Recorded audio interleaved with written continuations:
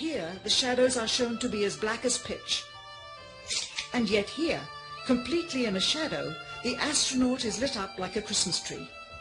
How can this be? Or this, on the shadow side of the lunar module.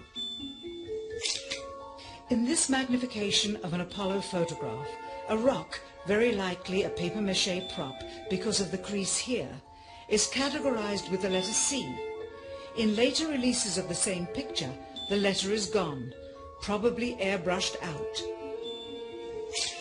Here a crosshair, which was burned directly into the image from the film plate, and thus should always appear on top of the objects in the photograph, appears behind the object in this scene, clearly revealing a composite of two pictures into one.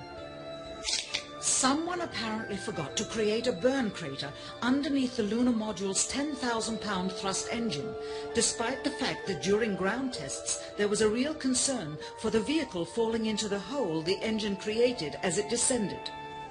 Here is a Norman Rockwell depiction drawn just 2 years earlier based on the latest specifications and scientific data. In these enlargements, it looks as though the lunar module was simply placed there. Not even one speck of moon dust on the landing pod. As a result, all subsequent flights had to have the same discrepancy, which was explained away by the effect of no atmosphere. And what about stars? On the moon, with no atmosphere, they must have been quite a sight to behold. Yet there is seldom any mention of them, if ever, by any of the astronauts on any of the missions. Undoubtedly, creating a mural with all the constellations properly placed in the sky would have been virtually impossible to create accurately, much less realistically. A competent amateur astronomer would have been able to call attention to the slightest error in measurement. The answer? Not to talk about the stars. Ever. In their post-flight press conference, it was the only question to which Neil Armstrong responded with an absence of memory. When you looked up at the sky, could you actually see the stars and the solar corona in spite of the glare?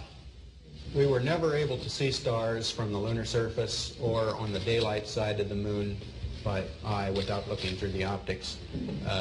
I don't recall during the period of time that we were photographing the solar corona what stars we could see. I don't remember seeing any. Years later, though, Michael Collins would remember seeing the elusive stars and wrote about them in Expeditions to the Moon. It seems his memory improved the older he got. Why don't stars appear in any of the photographs? Simply because the proper, mostly closed exposure setting for the camera's iris, set that way to compensate for the bright sunlight on the moon's surface, completely diminished the faintness of relatively distant specks of diminutive light. This answer is true. It does not, however, explain why they never took any pictures of the stars by themselves, with an exposure setting perfect for them. While they took 3 automobiles to the moon, they never took a photographic telescope. Had they done so, they would have been able to see farther into the universe than had ever before been realized. If they had taken a telescope and were not actually on the moon, they would have had to concoct undiscovered galaxies that might one day prove to be non-existent. The cost of the 3 moon rovers in 21st century currency? Nearly $60 million each, though they had fewer parts than a Jeep. Where was all this money going? Then there's the flag, blowing in the wind, at least twice, on the atmosphereless moon. We can only guess that most of the missions were staged inside for fear of possible aerial or satellite reconnaissance from an unfriendly nation. The backpacks, designed for 1/6 gravity, must have had the cooling systems removed to allow for movement without falling over.